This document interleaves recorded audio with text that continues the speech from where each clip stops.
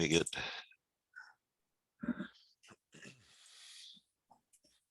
Tell me when we're ready to start. We'll do.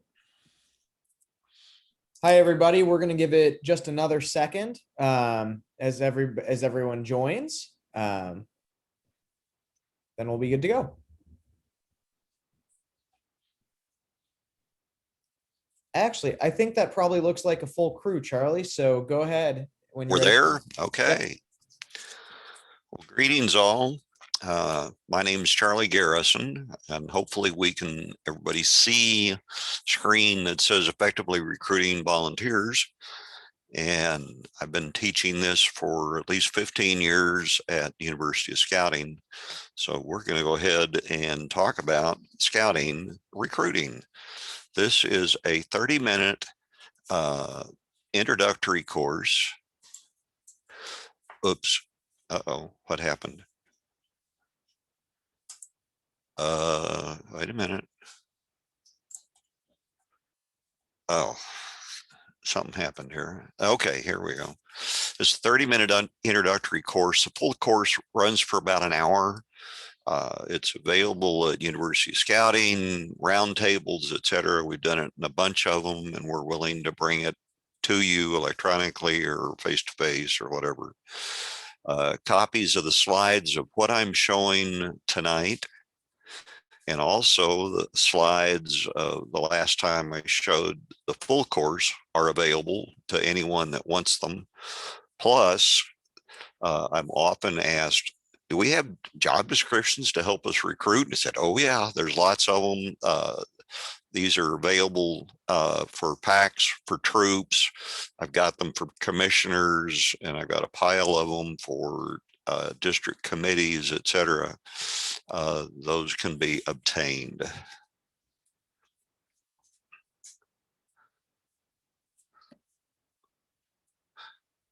Whoops. We're talking about recruiting. Does the following approach sound familiar? Okay. Identify your need. Phone your prime candidate and ask and get turned down. Make announcement at a meeting. We got a great need. No one responds. Send out a blanket email asking for help. Get no response. Get discouraged and quit. Well, the problem hadn't gone away, but we're burnt out. What's wrong with this approach? Well, lots. It's the wrong order. We skipped our preparation. We have no plan. And if we're talking marksmanship instead of recruiting, this is equivalent to shoot, aim, and get ready. And by the way, you've now used up your ammunition and the target ran away. So that's not helpful. Most people think they know how to recruit, but they really don't. And so they have trouble. So we're going to try to help. Why are we doing all this? Well, our purpose is to teach youth ethical decision-making for the rest of their lives. That's why BSA exists. Why do we do it? Well, we've got the best youth development program in the world. We need a good program to maintain the interest of the youth so we have time to teach the ethics. And they won't stay, though, unless they maintain interest in what we're doing. Well, to do this, we work on all aspects of the program to keep it interesting, but that takes dedicated people, not just our intent. So we've got to recruit people to do it. So isn't this worth our effort? When should you recruit? I don't know if I've got some screen that's blocking half my screen. Okay, when should we recruit? Our normal approach is to recruit when we're in a crisis mode. Better approach is to always recruit. Plan your unit structure to fit the number of families. Agree as a unit to approach each family to provide at least one adult for some position. Then, if that family declines, remember to periodically go back and ask again. You're not trying to beat them up, but we want to keep getting them encouraged to participate. Why? Because we're going to use this opportunity to train the adults in scouting concepts and show it's really not that bad. It's easy to do. Then in the process of doing this, you allow the people that have been like assistants or low level jobs, et cetera, ease into future jobs, either to lead that job or into a parallel one. Makes it easy. So the general approach is set a policy. Every family encouraged to take a position, but don't run off of new families. Make the structure of your unit organization and the priority of what jobs you fill dependent upon the unit size. Create a job description for each job before you start, and they're all available. All you got to do is look. Tell people that some positions can be done without ever leaving their home. They can do it from a wheelchair or whatever. Some positions for small units really ought to be combined because they're not going to have as many as we show job descriptions for. Managing it, well, you train, you encourage, you get out of the way, and you don't micromanage. You want to encourage, but not run them off. Start now. It's not going to get completed immediately. It's going to may take you a year or two to get it fully implemented. But after that, it's a breeze. Your first recruiter or first person to recruit might be a recruiter for the unit. And so you'll fill positions over time. Always recruit, because this is planned succession, not crisis action. Now, the rest of this, I realize most people aren't into it like this. So we're going to have to get through the crisis, but hopefully you slowly ease your way into the recruit constantly mode. So let's start. What's our target? It's a roster filled with quality people who know how to function and will achieve the organization's goals. It's not so-and-so said yes. That doesn't help me if they're not helping, if they're not active. It's going to be a long process to work our way through this. It's not difficult. It's a lot of steps, though, and all actions must be directed toward that target and done in the right order. So if you just start asking people, you're most likely going to fall on your face. So I encourage you not to do that. Okay, here's the pre-work, and I'm not going to browbeat it, but at least talk about it briefly. Identify your needs. You've got to know what it is you need.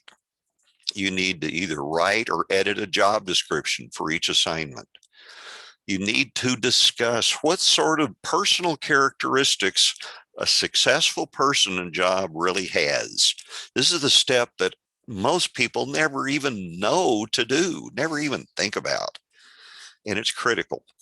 Separately, you start a prospect list, and names can be all sorts of stuff. It's not, they would be in position A, you want 50, 60 names on your prospect list.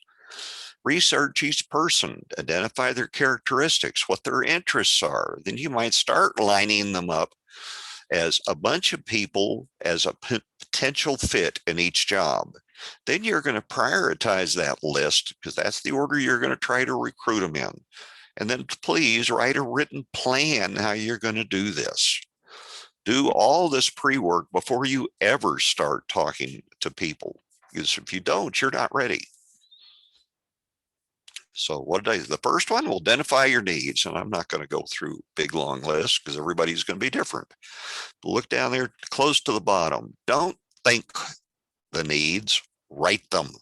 You're going to need this list. Now, the normal approach is start asking people, and I'll scream, wrong. Please don't do that. You've got more work to do.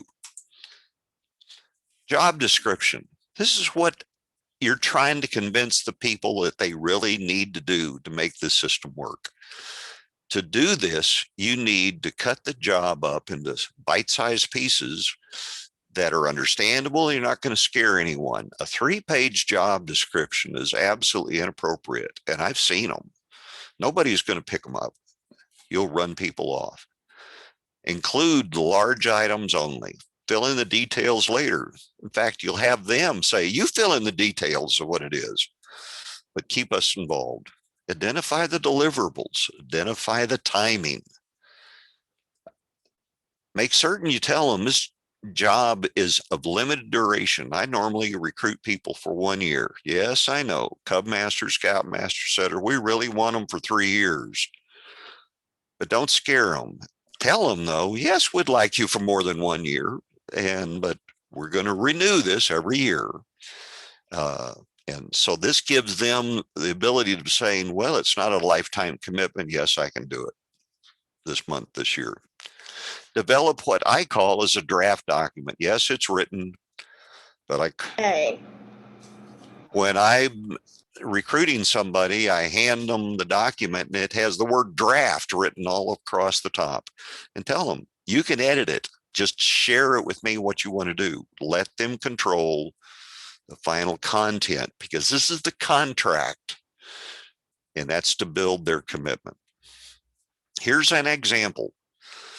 This is a Cub Master job description, reports to the committee chair 1 year.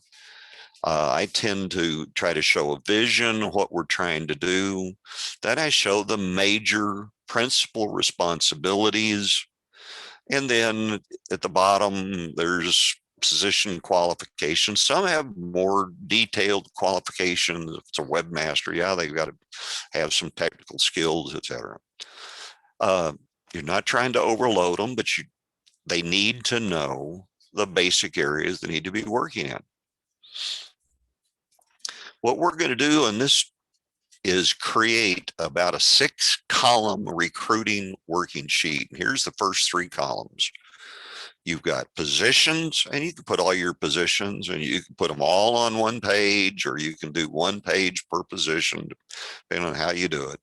But for a training purpose, I put everything on 1 slide. Okay, so you get your positions, the characteristics of a successful person in that position. What do they need? And the rest of it is talking about the candidate, contact information, who we can get to help do the recruiting, etc. Okay, the one that gets confusing, gets left out. Identify the characteristics, write them out. What type of person do you need? Do you need somebody that's be an overall manager? Do you need somebody that's the boots on the ground doer that's actually doing stuff? Somebody that's combination, somebody that's coordinating. The appropriate person. Different combinations are needed for each different position, and not everybody has all of them. And that's not a negative. That's just, we are who we are. Identify if you need specific skills. Does this person need to be a recruiter? They need to train. Then you may have to get them trained. Add all these characteristics to the worksheet. Now, this is very simplified. You look at a Cub Master. I said, well, okay, personally, he or she's got to be an organizer, got to be able to recruit, got to be able to encourage, train people that you're recruiting, has a vision for where the pack needs to go, good with the youth, outgoing, willing to be trained, willing to poke fun at the other adults. Tell it they're going to be the butt of jokes periodically, and I will be the butt of them also. Whatever. Do that for every position you've got, and expand them. Note, I still don't have any names yet. We can do all of this part without even having name 1 to go, because it's those characteristics that are going to govern what goes into the next column. Okay, now we're going to talk about, where do these names come from? I'm not going to give you names, but we're going to talk about, how do you come up with them? Where do we go? Well, you might start off, if you're in a unit, each scouting family. If you can create your own nominating committee, 2 or 3 people, whatever. Get suggestions from others. Your DE and other volunteers may have some ideas. Go talk to people that used to have those assignments. See if you can get information from them, ideas, who helped them, what they saw. Maybe we can talk them into coming back for a couple of months and being a trainer or a shadow, whatever, to help get people through the first struggling weeks of it. There's a technique that's called friendstorming, which is like a brainstorming, but what you're doing, you get a small group jointly suggesting names, normally non-scouting friends that we might be able to approach. There's good points and there's bad points. The good points are, well, we bring more people into the program. The bad points is these people don't know the program. And so you're going to have to overcome something. So the recruiting is a little tougher, etc. But it can work. Where do you look? Everywhere. Neighbors, friends, people at work, people at lunch, people in your chartering organization. I've recruited people at Kroger's and Costco, and it works. Another one is NESA, National Eagle Scout Association, maintains a countrywide list of past Eagle Scouts, people that earned a year ago, 50 years ago, by name, address, zip code, etc. And council has access to that. So I'd say, okay, I'm in zip code 45011. I want Eagle Scouts in my zip code. And they can get that. So you got to go where you find prospects. I was district chair for over 3 years. I never missed a cubberee, a camperee, a Peterloon, a Pinewood Derby, a Klondike Derby. All the activity was fun. I was there watching the adults.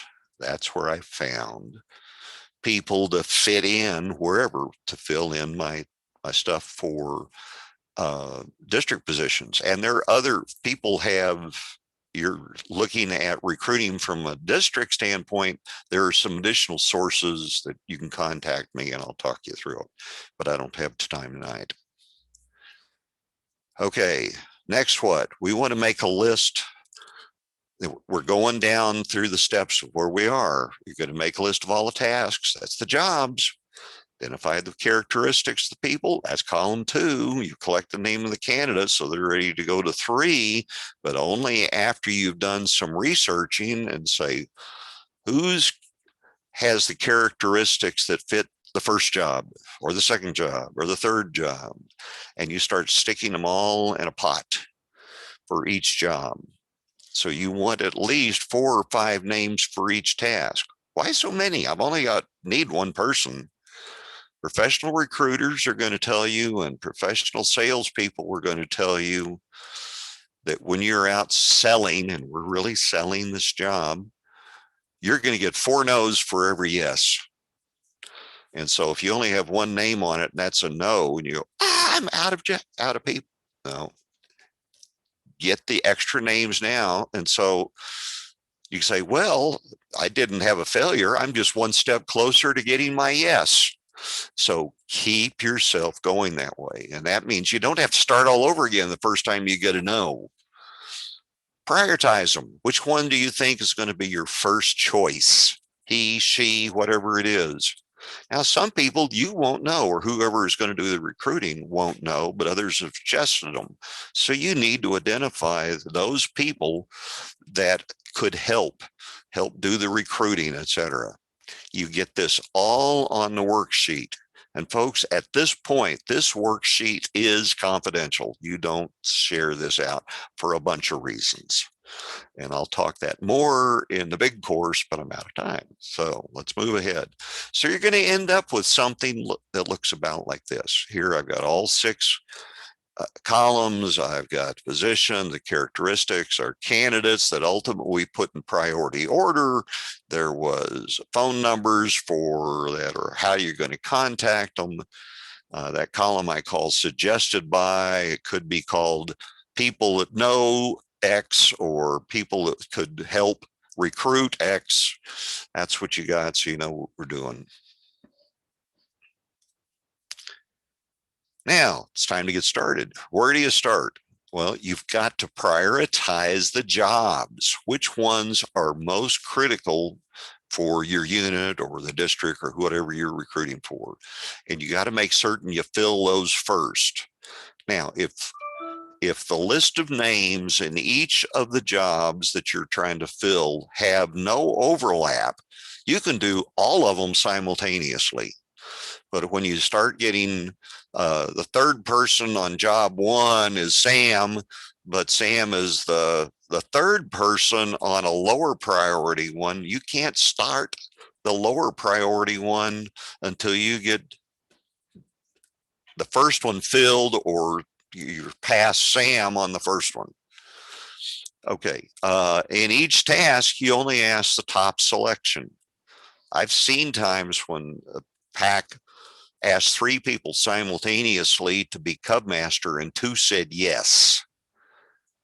That's disaster because then you get everybody mad. No, so you only ask one person. But then if that person says no, well, you're not going to second best. You just elevated the next person on the list to the prime candidate, and you're only going to talk to your prime candidates. Remember, if you're talking to Joe or Sally or whatever for a top job and you get a no, they may not be turning down scouting. They may just say, no, that one's not going to work. Be ready for another list. When I've been out recruiting, I'll have every job description that I have to fill at one point. I carry a folder that's got a lot of stuff in it. Get prepared. Okay. We still haven't talked to anybody. Now, we're getting close though. Study your job description. Know what you're going to be talking about before you talk to the people. Study what you know about the person that's your prime candidate. At that point, you contact the person and you're very careful at what you say. You ask for a face-to-face meeting. That could be face-to-face across table or Zoom or something. And all you're going to tell them is, I want to discuss something with you that is critical to the community, and I think you would enjoy it. Period. Do not explain why. Period. They're going to want to know. They're going to keep asking. And they said, no, it's involved enough that I want to be able to lay everything out, and I don't have time in the 30 seconds I've got here. I only want 15 minutes of your time, or if you think you can do it real fast, go 10, but you got to stick with that. Tell them no is an acceptable answer. Now that blunts a lot of the defense mechanisms. And then arrange to meet in a quiet and neutral location. Do not recruit over the phone. It doesn't work. Do not talk about the task when you're on the phone, or you're going to end up doing phone recruiting. It very seldom does it work. And to me, the only thing that's worse than that is recruiting by social media. Social media gives people the ability to hide in pure anonymity. They say, oh, I never saw it. Or they know that 100 people saw that and somebody is sure to want to do that. So I don't ever have to step up. It just isn't going to work. And make certain you have practiced this presentation out loud with a stopwatch until you have it by memory and keep within the time limits. I've practiced this talk tonight with a stopwatch to keep within my time limits. Now you're ready to make your pitch. You're going to sell the job. Explain quickly what's needed. Focus on the value for that person and for the community. You're in something big. You're selling the sizzle of scouting. Be low key. Don't push for a lot of yeses. Just be very gentle and just keep things flowing. Explain what must be accomplished in timing. Focus on short-term effort. Keep it short. You made a promise, 15 minutes. Force a decision. Find out who's involved in making a decision. I said, oh, I got to talk to my spouse. Say, fine. I want to stop here. I want to schedule a meeting with the two of you. Often people use, I'm going to talk to my spouse, as a means of saying, no, he or she said, no, you can't. And then I don't have to be responsible for it. No, I will say, I'll meet with the two of you. If decision struggles, state what you feel. Ask for confirmation. On a scale of 1 to 10, how committed are you? If it's a 4 or less, if 10 is really good, forget it. You're not going to get them. You might ask why. If there's no interest, that's the wrong person. Do not recruit if there is no interest. You're going to fail. Ask what's it going to reach a decision. Let them break any silence. Do not do it yourself. Whoops. Somehow or other, a line got dropped, unless it's got out of order. I ask people, I need a decision within 3 days. And they're going to say, no, I'll get back to you in 3 weeks. No, if they're doing that, they've already said no, and they haven't told you. Force it. It's better to get a no and then be keeping wait. Close the deal. Get them to formally say yes. Thank them. Give them a job description. Make certain they've got a scouting application if needed. Get them the contacts, training, a mentor. Document it all in writing. Send out an announcement. Get out of the way, but follow up with them. If they say no, find out if there's a part that he or she would take, then close the deal on that. Ask who they know that would be perfect for it, the task, and then if they would help recruit him or her, add that person to the worksheet in whatever priority order seems right, and send them a thank you note. Okay, oh, well, this was out of sequence. Okay, this is what we just talked about, dragging out a response. Your time is critical, so be ready to move on with a no. What happens if you don't recruit? Well, you risk failure for everything. The youth don't get the program. You don't have the help you need. Program doesn't work as it should. And actually, you've insulted the volunteer because you didn't think it was even good. They were good enough to ask. Volunteers believe that BSA service helps them be better citizens, parents, managers, and be more patient. That's straight out of scouting survey that they've done. Remember, always be in a recruiting mode. Recruit people anywhere you find them, work, lunch, other meetings in the neighborhood. Go where the people are. You're doing important work, so it's important to get your help. Go do it. And that's it. So, Mr. Alex, how do we want to, do we want to have questions or let them get back to us? Well, however, I think for right now, we need to let them get back to their meeting. We got a minute until the next session starts. So thank you all for attending. Charlie, perfect timing as usual. And we will see you guys back in the main session. Okay. Thanks, everybody.